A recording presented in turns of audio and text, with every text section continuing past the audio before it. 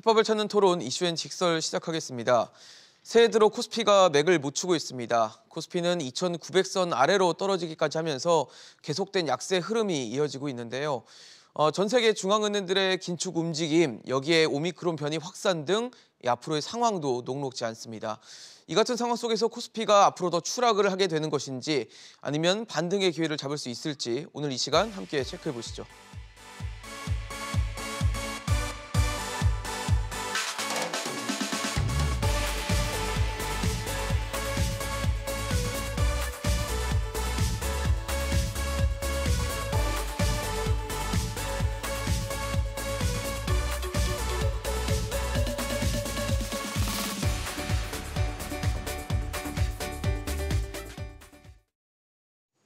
네, 오늘 함께 해주실 세 분 소개하겠습니다.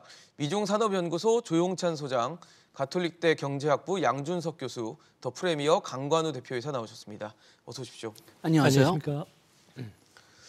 네, 국내 증시 상황부터 좀 체크를 해보겠습니다. 최근 코스피 상황들이 좋지 않다는 거 투자자 여러분들 또 시청자 여러분들도 알고 계실 겁니다. 2,900선마저 무너지면서 계속된 약세 흐름들이 이어지고 있는 상황 속에서 LG 에너지솔루션 일반 공모 과정에서 100조 원이 넘는 증거금이 올릴 것이다 이런 예측까지도 나오고 있습니다.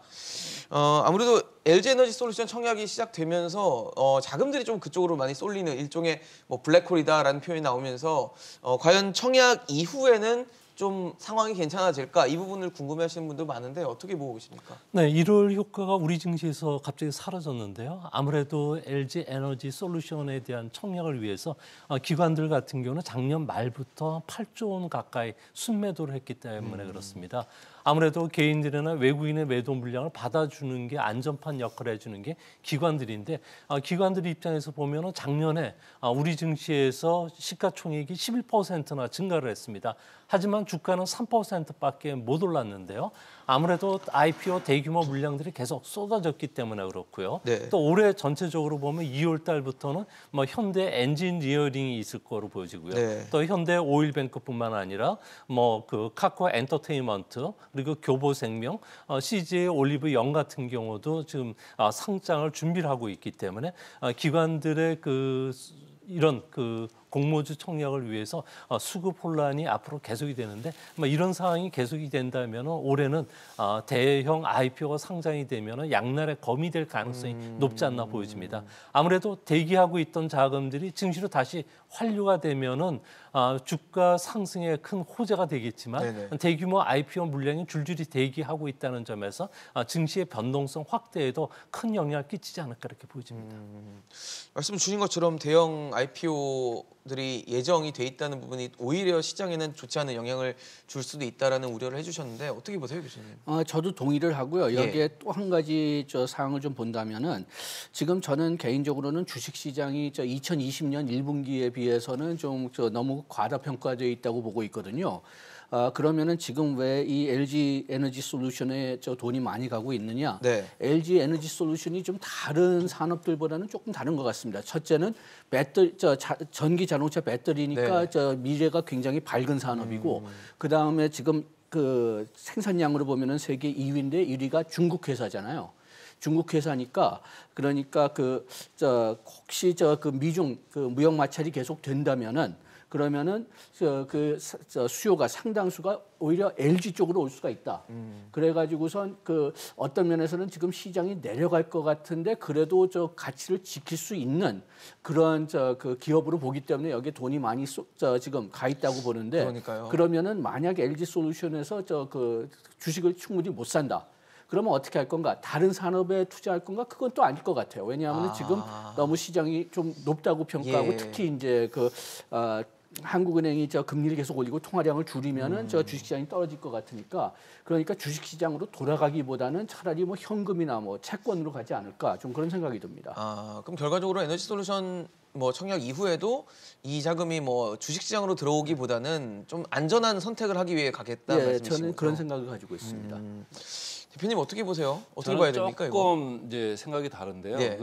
지금 기계적으로 사야만 하는 그런 자금들이 있습니다. 그러니까 기계적으로? 기계적으로. 그러니까 지수를 추종하는 이제 패시브 자금이나 아니면 이제 2차 전지, ETF 펀드 자금들이 있어요. 그거를 따라가야 되는 강제적으로 사야 되는 그런 자금들이 지금 대기하고 있습니다. 근데 지금 보면은 시총으로 봤을 때 코스피 시총의 전체 3% 조금 더 넘을 것 같거든요. 이번에 올라오면 LG 에너지 솔루션이요. 비중 자체가. 예, 그렇다고 보면은 실제로 6조 이상을 지금 편입을 해야 되는데 이번에 청약을 받은 게 아마 뭐 2,000대 1 좀 넘어간 거로 보면 공모해가지고 지금 배정받는 물량이 5천억밖에 안 됩니다.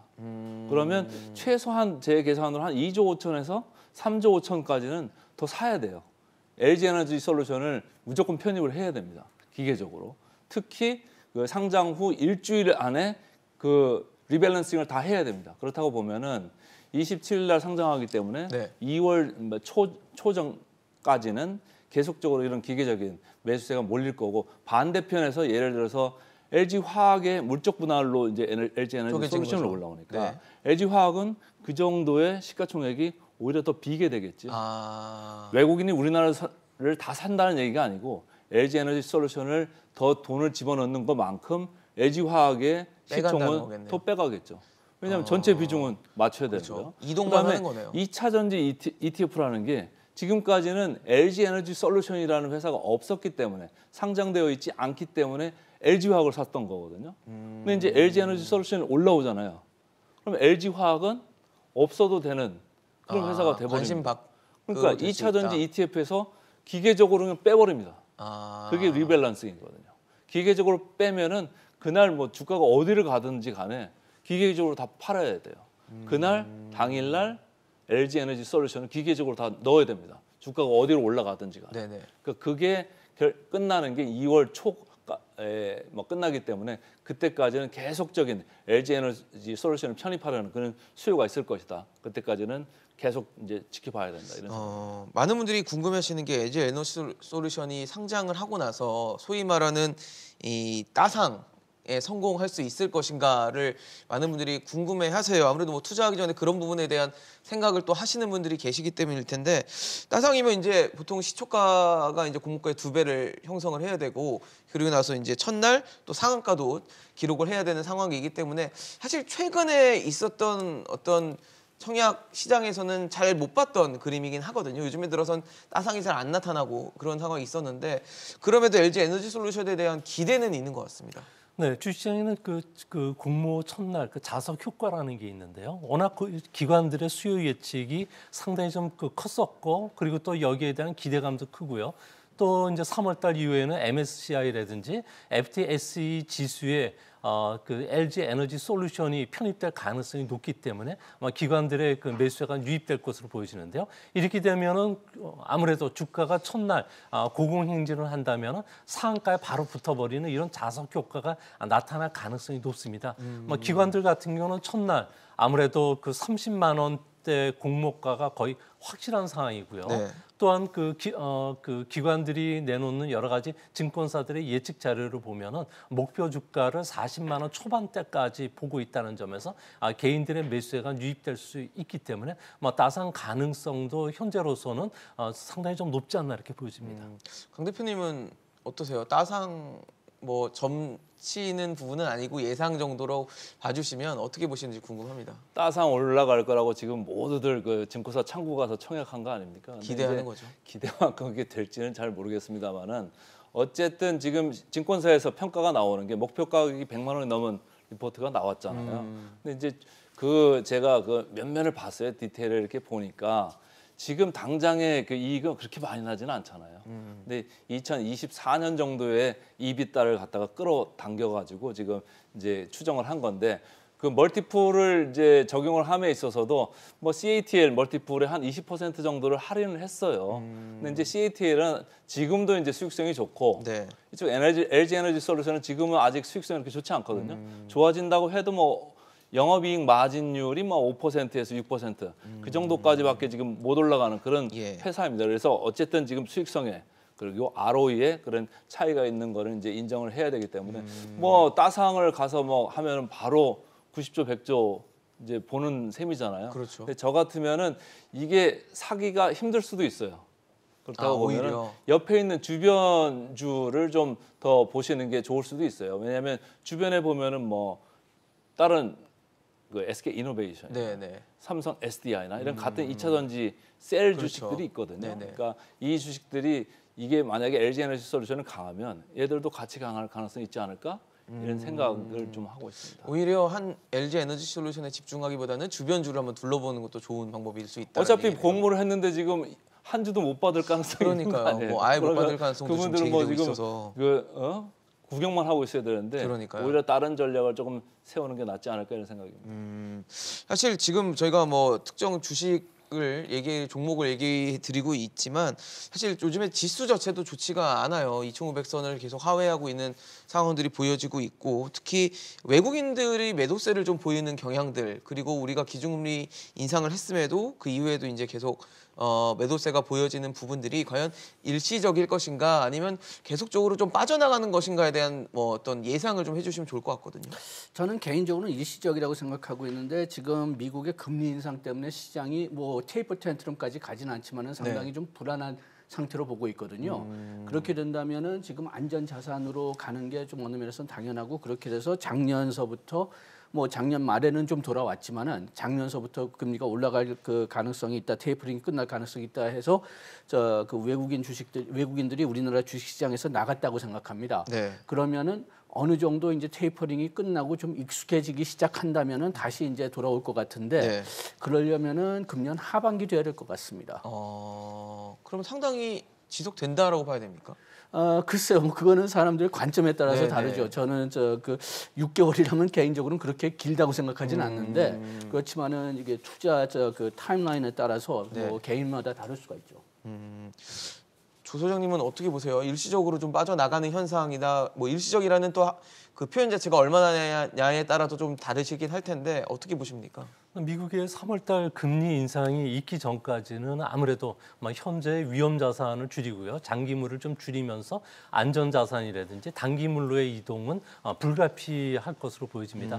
하지만 자세히 좀 내용을 들여다보면은 대만이나 우리나라와 관련된 반도체 관련 주식들에 대해서는 매도가 지금 나오지를 않고 있는데요. 현재까지 작년 기준으로 봤을 경우에는 리모트 워크라고 해가지고 그 장소에 구애받지 않는 그런 이런 일자리들이 크게 늘어났고요. 이 커머셜이 반도체 수요를 이끌었다면 앞으로는 두 가지 수요가 반도체를 이끌 것이라고 합니다. 하나는 가상 세계와 관련된 가상 자산과 관련된 투자들이 늘어나기 때문에 강력한 전용 컴퓨터라든지 계산 능력을 갖춘 반도체 칩의 수요가 크게 늘어나고요. 3D와 관련된 반도체 수요도 크게 늘어날 수 있다는 점입니다.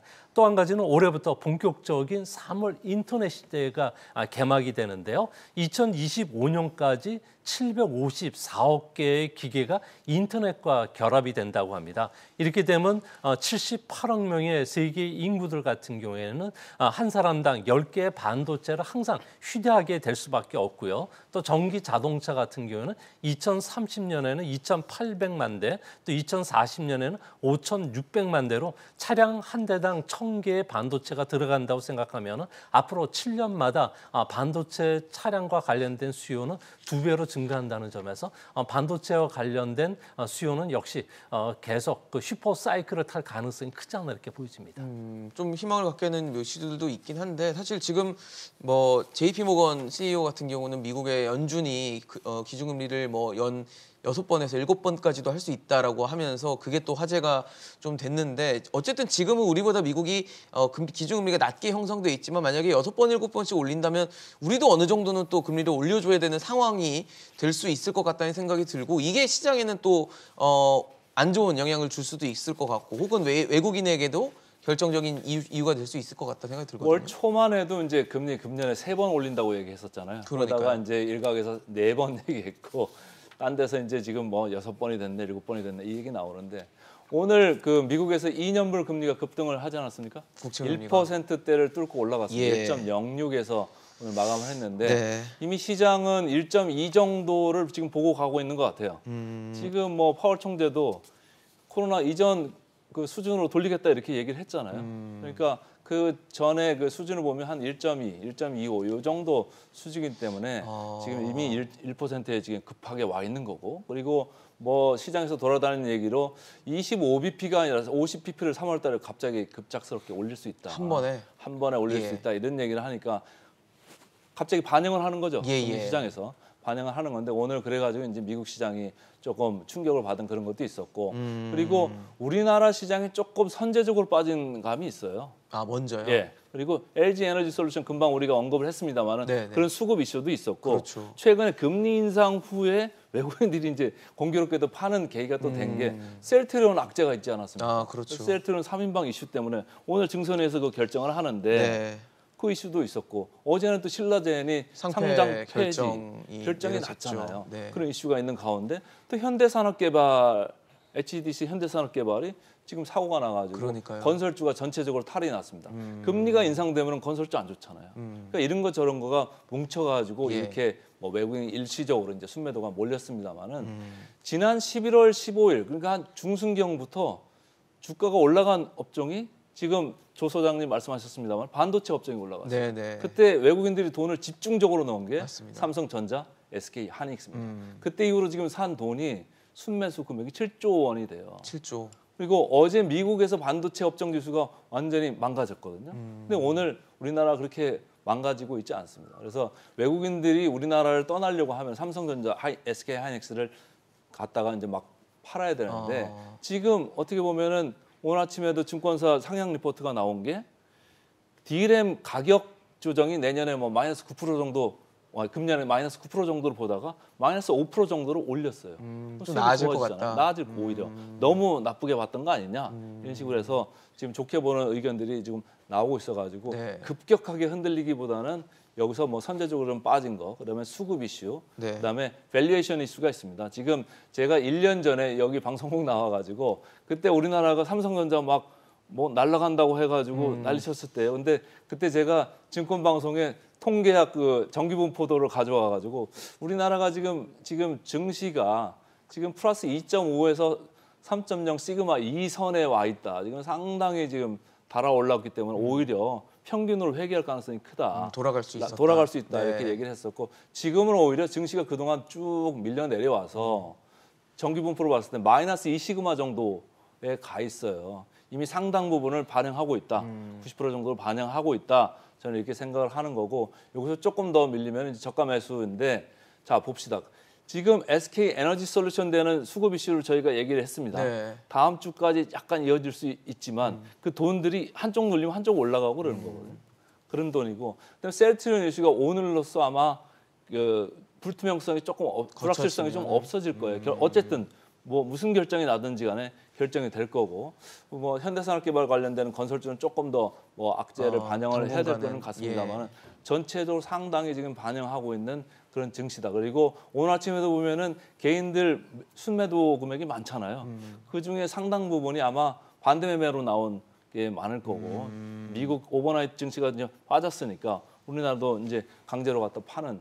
그래서 전체적으로 지금은 약간 심리가 상당히 위축돼 있지만은 팔 사람들이 많이 지금 팔고 있는 이런 상황이고 강제적으로 팔고 있다. 그래서 제가 볼 때는 조금 더 밀려 내려갈 수 있습니다만 조만간 이제는 반등의 기회가 바닥권이 오지 않겠냐. 그렇다고 해서 작년에 보여줬던 뭐 이렇게 아주 그 정도는... 강한 랠리 이런 건 아니고 지난번 방송에서도 제가 여기서 말씀드렸습니다만 전체적으로 오르락내리락 가는 트레이딩장이 될 것이다. 저는 그렇게 보고 있습니다.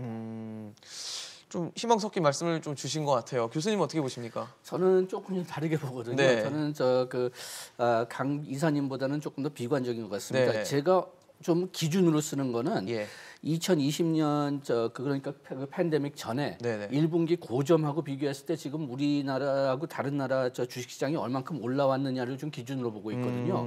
그런 기준으로 보면은 우리 코스피가 지금 그러니까 이제 2020년이니까 이제 거의 2년 전이죠. 2년 전에 고점보다 지금 26.3% 올라가 있고 코스닥은 36.3% 올라가 있어요. 미국은 우리나라보다 좀 더 올라갔습니다. 저기 그 다우는 좀 적게 올라갔지만은 S&P하고 나스닥은 우리나라보다 좀 더 올라간 면이 있는데 거기에 비해서 뭐 아시아, 니케이나 샹하이는 우리보다 훨씬 덜 올랐고 그 다음에 유럽도 훨씬 덜 올랐어요. 그렇다면은 뭐 역시 지금 얘기했던 뭐 반도체 산업이나 뭐 이런 몇 가지 산업은 오히려 좀 미래가 밝아졌지만은 코스피나 코스닥 전체적으로 본다면은 그러면 이렇게 그 많이 올라갈 수 있는 어떤 그 펀더멘털 이유가 있었느냐? 네. 그거는 좀 저는 비관적으로 보거든요. 그러면 아직도 우리나라 주식시장이 좀 더 떨어져야지 정상화된다. 저는 그렇게 보고 있습니다. 지금 저희가 화면에 보여드리고 있지만 사실 국내 특히 아시아 증시를 봤을 때는 우리만 특히 최근 들어 좀 약세를 보이는 거 아니냐. 그래서 이 이유에 대해서도 많은 분들이 좀 궁금해하시는데 이건 어떻게 봐야 됩니까? 아무래도 우리나라 같은 경우는 수출 주도 경제 국가다 보니까 예. 세계 공급망과 관련된 그 공급 제약이 가장 큰 타격을 받을 가능성이 높다는 거죠. 네. 뭐 뉴욕 연방은행들 같은 경우에는 공급 제약을 지수화시킨 GSCPI라고 있는데 네. 이것을 보면은 지난 10월을 고점을 해서 좀 꺾이기 시작했어요. 공급 제약이 조금씩 이제 풀리기 시작한다는 거죠. 또 ISM 지수에 보면 입고 지연 지수도 있는데 이게 조금씩 낮아지고 있고요. 또 마지막으로 필라델피아 연방은행의 배달 시간 지수만 지금 올라가고 있는데요. 이런 그 지수가 이제 마지막으로 좀 꺾이기 시작한다면은 전 세계적으로 공급 제약이 어느 정도 해소가 될 수가 있기 때문에 그렇게 되면 우리나라의 그 대미 수출이라든지 공급망 제약도 해소될 수 있다는 점에서 뭐 그렇게 비관적으로 보실 필요는 없지 않나. 그리고 올해 뭐 미국 경제는 4% 성장이 충분히 가능하다고 보여지고 있다는 측면에서 이제 중국에 대한 그 수출도 다시 또 회복이 될 가능성도 있다는 점은 그렇게 비관적으로 보시지 않으셔도 될 거로 보여집니다. 지금 어쨌든 뭐 수출에 대한 얘기를 해주시면서 공급망 문제가 더 나아질 수 있다는 얘기를 해주셨는데 사실 지금 우리의 수출 상대국으로 가장 또 큰 비중을 차지하는 게 중국인데 중국이 요즘에 좀 좋지 않아요. 성장률 자체가 둔화하고 있다. 그리고 지난해 1분기부터 4분기까지 계속 좀 성장률이 자체가 떨어지고 있으면서 이제 엔진이 조금씩 식고 있는 거 아니냐 이런 얘기들이 좀 나오는데 그럴 경우에는 우리한테도 또 악재가 될 수 있다라는 생각이 좀 들거든요. 이제 뭐 경기가 부진해지면 우리나라한테 당연히 이제 악재로 오는 건데 네. 그러나 이제 또 이면을 봐야 될 게 예. 정책 대응이라는 측면을 좀 봐야 될 것 같습니다. 미국 시장에서는 금리를 지금 올라가는 사이클로 지금 인상 사이클로 들어가잖아요.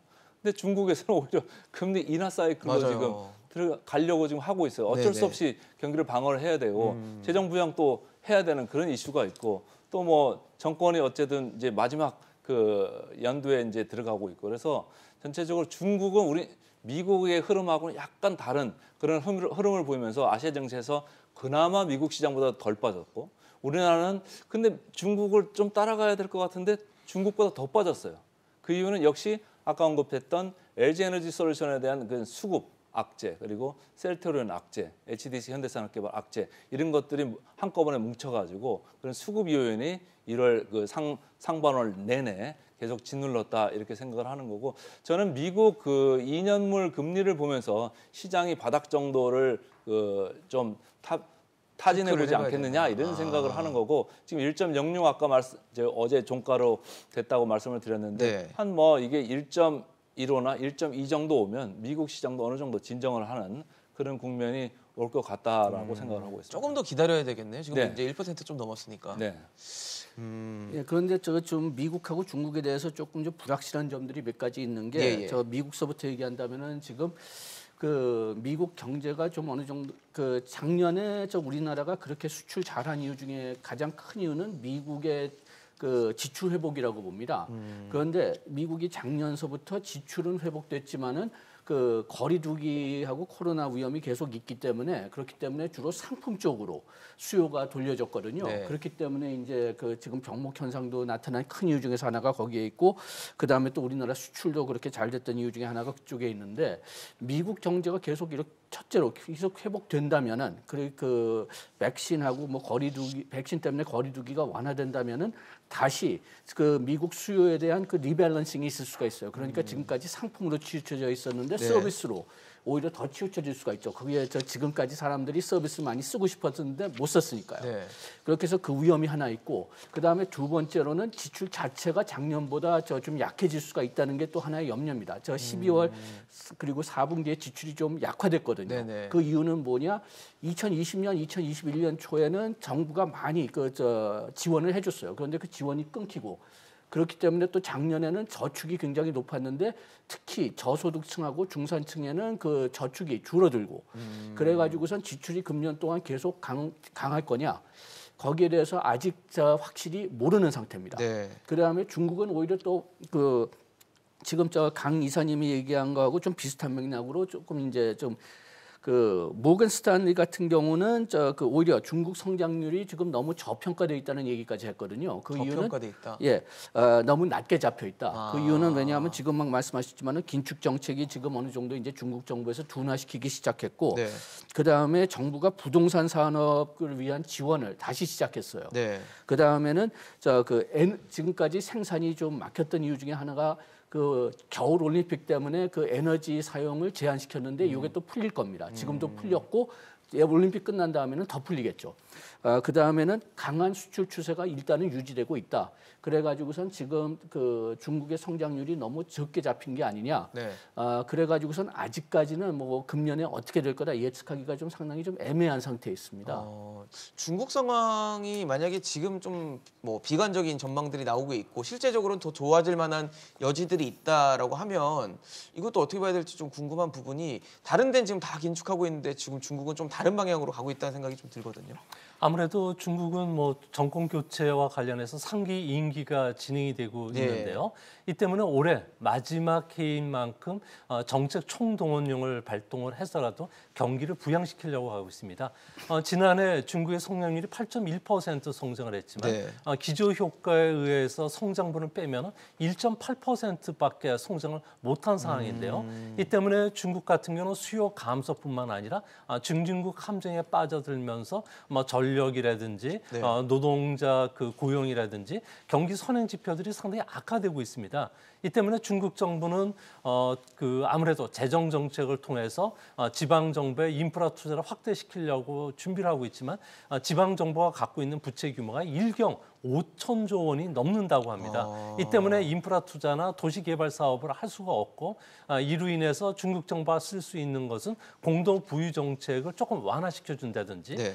부동산 투기와 관련해서 건축과 관련된 규제를 좀 완화시켜 주는 정책. 그리고 앞으로 이번 주 목요일 날 발표될 예정으로 있는 중국의 정책 금리도 이제 낮춰주고 지준율도 추가적으로 낮출 가능성이 높은데요. 네. 이를 통해서 중국 정부는 시장에 정부가 적극적으로 그 경기를 자극시키고 있다는 선전 효과를 주기 때문에 아무래도 조금 2분기 이후부터는 중국 경제가 다시 정상화 과정을 좀 밟겠지만 뭐 중국의 전체 GDP 성장률은 앞으로 5%, 2, 3년 뒤에는 4%씩 계속 떨어지는 추세는 분명히 맞는 것으로 보여집니다.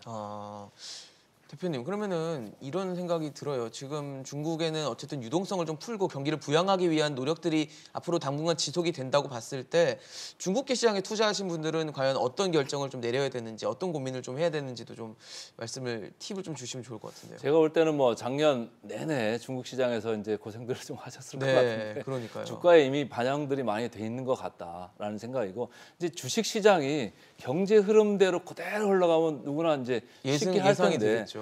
주식 시장이라는 것은 경제 흐름하고도 많은 연관이 있습니다만은 돈의 흐름하고도 상당히 흐름이 많습니다. 그 펀더멘털이 아무리 좋아도 누군가 팔고 있으면 이번 1월까지 이렇게 빠지는 거예요. 그러니까요. 근데 좀 있으면 이제 LG 에너지 솔루션 막 미친 듯이 살 타이밍이 오거든요. 아무리 비싸도요. 사야 되면 사야 돼요. 막 돈이 가서 몰려가면은 주가는 올라가게 돼 있는 겁니다. 그러니까 주식 시장은 경제의 일반 현상하고 조금 다르다. 경제 데이터들은 늦게 나오잖아요. 네. 주식 시장은 바로바로 반응합니다. 바로바로 그거 네. 어디서 반응하나요?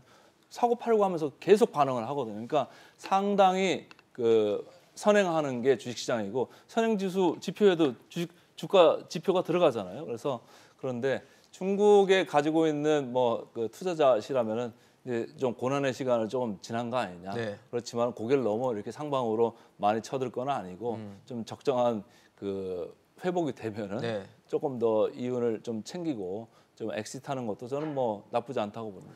중국 증시와 관련해서 조금 더 보완을 좀 해드리겠습니다. 네, 최근 중국의 미국의 IB들 같은 경우에는 중국 증시에 대한 투자 비중을 높이라고 주문하고 있는데요. 이는 중국 증시가 미국 증시나 서방 증시와 달리 상관계수가 상당히 낮다는 겁니다. 그러니까 미국 증시 움직임과 전혀 다른 움직임을 보이고 있기 때문에 위험자산 분산 투자에는 가장 적기라는 거고요. 두 번째는 중국이 현재 그 부동산 투자나 이쪽에 많이 들어간 자금들을 주식으로 유입을 시키기 위해서 증시와 관련된 여러 가지 구조 조정들을 상당히 빠르게 추진을 하고 있다는 겁니다. 네. 이 때문에 올해 중국 증시 같은 경우에는 큰 폭의 상승은 기대할 수는 없겠지만 최소한 하락은 하지는 않을 것으로 보여진다는 점에서 외국인들이 최근 들어와서 작년 11월 달부터 계속적인 순매수를 꾸준히 하고 있다는 점에서 중국 증시와 관련해서 너무 비관적으로 보실 필요는 없을 것으로 생각이 됩니다. 사실 지금 우리가 이제 국내 증시만 투자하는 게 아니라 지금 말씀 주신 중국 쪽의 증시라든지 미국 증시라든지 전 세계 곳곳에 이제 투자를 하고 있기 때문에 아마 환율에 대해서도 굉장히 예민하게 보시는 분들이 계실 거예요. 환율 같은 경우는 특히 지난해 원달러 환율 상승률이 8.2%였다고 하는데 신흥국에 대비한 그 대미 환율이 2.7%였다는 점을 감안했을 때는 우리 원화 가치가 좀 낮게 평가되는 거는 아닌지, 그리고 앞으로의 환율 흐름은 어떻게 되는 건지도 많이 궁금해하실 것 같거든요. 그런 면이 있어요. 지금 강 이사님이 말씀하셨지만 주식시장은 그 경제 펀더멘털이 있고 그다음에 그 단기적으로 사고 파는 데서 네. 가격이 운행 나타난다고 흐름들이 했는데 있다. 환율도 마찬가지거든요. 펀더멘털을 본다면은 우리나라가 오히려 그 다른 신흥국보다 좀 더 나은 상태였을지 몰라도 네. 우리나라 그 외환 시장의 규모가 비교적 작습니다. 그렇게 되니까 여기에 가장 크게 영향을 주는 게 그 금융시장 투자예요. 외국인들의 금융시장 투자.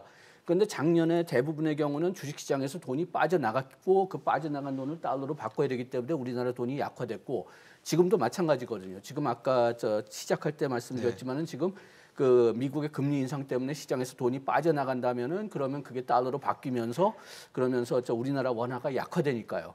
그렇게 돼서 계속 우리나라 시장에서 주식 시장에서 돈이 빠져나갈 때는 환율이 계속 떨어질 거라고 약화될 거라고 봅니다. 그렇지만 아까 얘기했지만 지금 제 생각으로 그 하반기에는 다시 투자자들이 돌아온다고 생각하면은 예. 그러면 또 우리나라 환율도 그 우리가 생각하는 정상화 수준 그게 지금 한 1150 전후죠. 그쪽으로 돌아갈 건 같지만은 그렇다면은 이 주식시장 그 외국인들의 주식시장 흐름이 좀 정상화돼야 되는데 네. 그거는 최소한도 1, 2분기 때는 어려울 것 같습니다.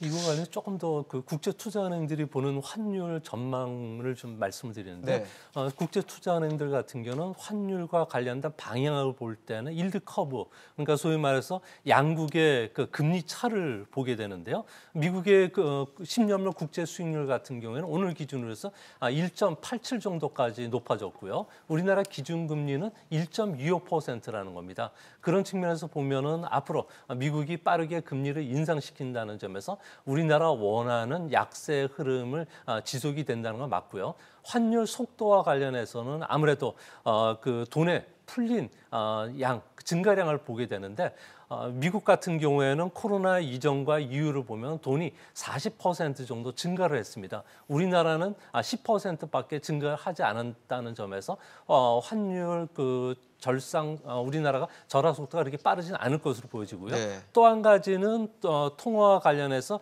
질을 측정할 때 소위 말해서 그 인플레이션 구매력 지수를 보게 되는데요. 미국 같은 경우에는 현재 물가 상승 압력이 상당히 대단히 강하다는 점에서 앞으로 원화는 약세 흐름이 맞지만 그 속도는 우리가 생각했던 것만큼 빠르지는 않다는 점에서 우리나라 그 환율이나 주시장에 영향을 미치는 게 속도라는 점에서 그렇게 크게 우려하지는 않으셔도 되고요. 미국이 금리 인상하는 시점 이후부터는 원화도 잠시나마 다시 강세로 갈 가능성이 크지 않나 이렇게 보여집니다.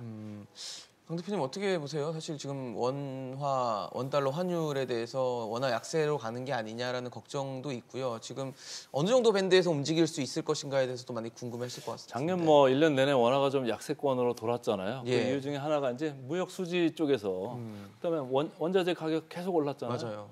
유가 오늘도 엄청나게 올랐잖아요. 7년 만에 그러면 최고치 찍었습니다. WTI. 환율에 별로 좋지가 않습니다. 네. 그리고 그 이제 해외로 지금 투자들 많이 하시잖아요. 네. 그 돈들 다 빠져나가고. 그러니까요. 거기 플러스 해가지고 외국인들 자금까지도 작년에는 계속적으로 리밸런싱 하면서 한국 비중을 줄이고 중국으로 다 넘어갔습니다. 그 돈들이 나가거든요. 그럼 원화한테는 이제 약세 요인으로 그렇죠. 작용할 수밖에 없는 거고 지금 미국 금리 인상 사이클 그거 하고 있습니다만 우리도 이제 이번에 올리지 않았습니까? 네네. 근데 우리도 같이 따라가면서 하기 때문에 네. 그 금리 격차는 크게 좁혀지지는 않을 거예요. 그래서 원화가 급격하게 다시 원화 절하로 가는 건 좀 그렇고 금방 그 교수님 말씀하셨습니다만은 저도 한 1,150원 정도까지가 거기가 평균 뭐 수준 아니겠느냐. 네네. 그래서 이게 좀 지금 벌어져 있는데 예. 결국은 또 돌아올 시점이 올 회귀할 거다라는 것이다. 거고 반도체에서 이제 돈 벌기 시작하면은 네. 그게 돌아올 거고 오늘 아침에는 뭐 SK 하이닉스도 이익을 좀 올렸거든요. 맞아요. 그러니까 반도체 쪽에서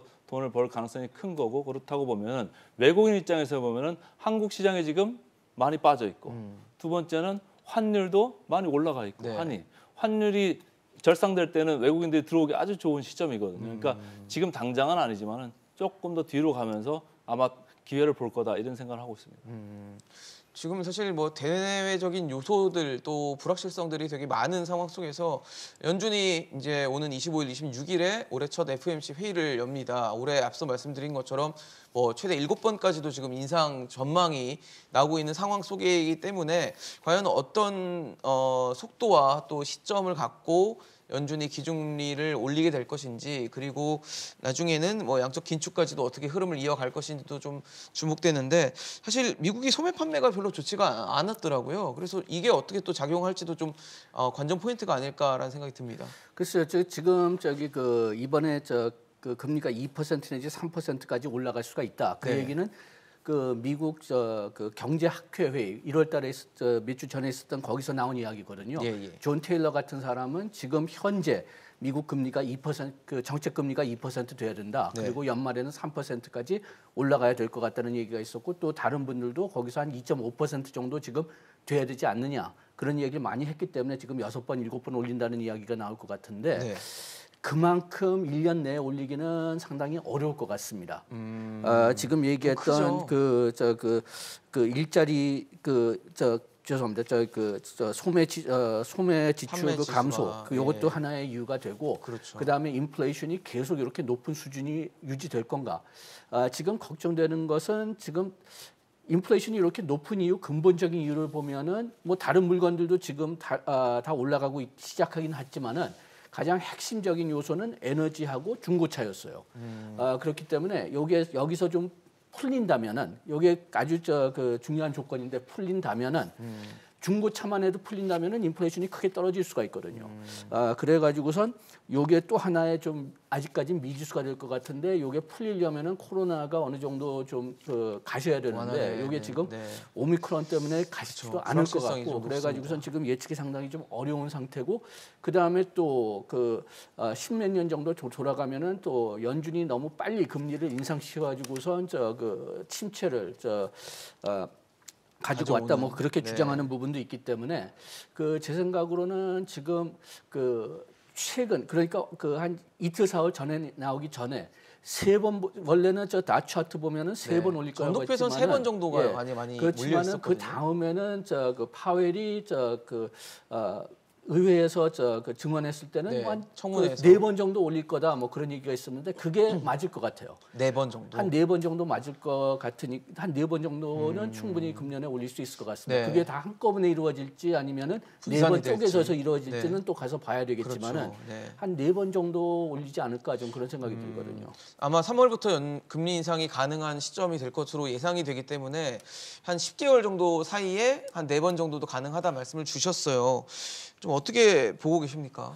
저는 그 10개월 사이에 4번 금리 인상은 상당히 좀 위험하다고 보는데요. 4번이면 1%포인트가 그렇죠. 전망 예상이 좀 되거든요. 뭐 미국이 직면한 인플레이션이 위협 사항은 맞습니다. 근데 이렇게 급격히 금리를 인상시키면 현재 자산 버블이 형성되어 있는 부분이 미국에는 대출 담보부 증권이라든지 자산 유동화 기업 어음 그리고 상업용 부동산 담보 대출, 그리고 트리플 B 회사채 부분인데요. 여기서 환매가 일어나면은 미국은 금융시장 같은 경우에는 쇼크가 찾아올 가능성이 큽니다. 이렇게 되면 고객들이 환매를 직접 요청하게 되는데요.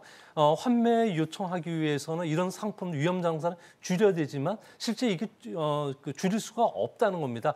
팔 사람은 있어도 살 사람이 없기 때문에 그러면 국채라든지 우량 자산까지 팔게 되는데 결국에는 LCTM 같은 이런 대형 금융사고로 연결이 될 수가 있기 때문에 미국 그 연준 같은 경우에는 유연성도 있지만 또 적극적인 그 측면도 강하다는 측면에서 아무래도 세 차례 정도 올해는 금리 인상을 하고 또 정치권의 눈치를 봐야 된다는 점에서 그 11월 이전에 올해는 금리 인상을 마무리하고 내년도에 추가적인 금리 인상을 좀 해주지 않을까 이렇게 보여집니다.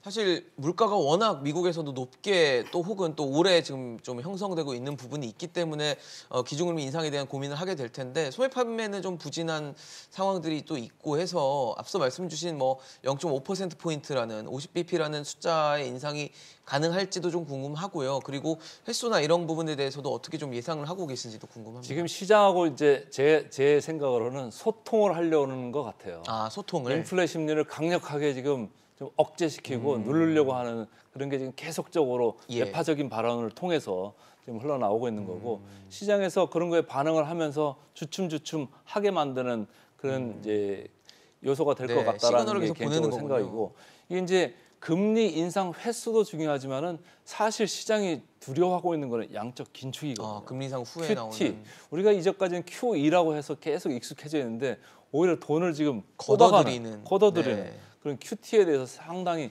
지금 공포감을 가지고 있고 제일 시장의 지금 불확실성은 금리 인상 횟수도 횟수지만은 QT의 규모 어느 정도 오래 할 거냐 여기에 지금 몰려 있는 것 같습니다. 그래서 이게 예전 같이 뭐 100억하고 500억하고 이렇게 회수하는 그런 정도의 수준이 아니고 푼 게 지금 뭐 4조 5천억 달러 이 정도 더 확 늘어난 거잖아요. 대체자 지표가. 그러니까 푸는 거를 그렇게 확 풀었듯이 줄일 때도 이게 뭐 500억 이상 되는 1000억 뭐 이렇게 다달이 이렇게 가져갈 수 있다 이런 거를 지금 무서워하고 있는 거예요. 그러니까요. 네, 그래서 그런 것 때문에 시장이 지금 움츠려 있는 거고 금리도 거기에 따라 가지고 지금 반응을 하고 있는 건데 금리는 뭐 일단 2년물이 1.06 와 있기 때문에 아까도 말씀드렸습니다만은 여기서부터 급격하게 그런 거는 좀 컨센서스는 아니잖아요. 점도표도 3번이고 뭐 많이 봐줘서 4번. 그러니까 지금 어느 정도 상당히 와 있는 국면이고 여기서 올라간다고 해도 그 조선왕님 말씀하셨듯이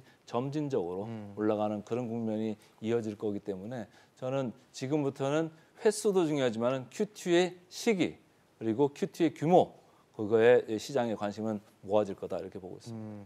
사실 지난 2년간 시장 뭐 우리도 그렇고요. 뭐 나스닥, S&P 500 모두 다 이렇게 폭발적으로 늘어난 기저에는 풍부한 유동성이 있었는데 이제 올해 연말 혹은 뭐 그 이후에 이 풍부한 유동성을 이제 걷어들이겠다라고 하니까 시장에서는 아무래도 뭐 당연히 이제 부정적으로 반응을 하거나 공포감을 가질 수밖에 없거든요. 그렇죠. 그러니까 지금 우리 한국은행도 마찬가지고 미국 연준도 마찬가지지만은 지금 노리는 거는 연착륙이거든요. 그렇죠. 그렇게 빨리 내리면은 그냥 그 손해 받는 측이 집중되어 있는데 천천히 내려가면은 좀 손해 받는 측이 좀 좀 나눠질 수가 있으니까 그래서 연착륙을 지금 얘기하고 있고 그런데 연착륙을 가장 하는 좋은 방법은 애매하게 얘기하는 거예요. 애매하게 얘기해야지 천천히 내려가지 확실히 얘기하면은 그때는 정부가 딱 나가니까 그냥 크게 떨어지기 때문에 계속 애매하게 얘기는 하지만은 그렇지만은 매파식으로 애매하게 얘기하는 거는 확실할 것 같습니다. 네. 마지막 질문 좀 드려보려고 해요. 지금 뭐 동학개미, 성학개미, 그러니까 개미 투자자들이 많아요. 개인 투자자들이 고민이 참 클 겁니다. 지금 어떻게 동학개미와 성학개미들의 어떤 투자 포지션 혹은 전략 어떻게 좀 취해야 되는지 조언 좀 해주시죠.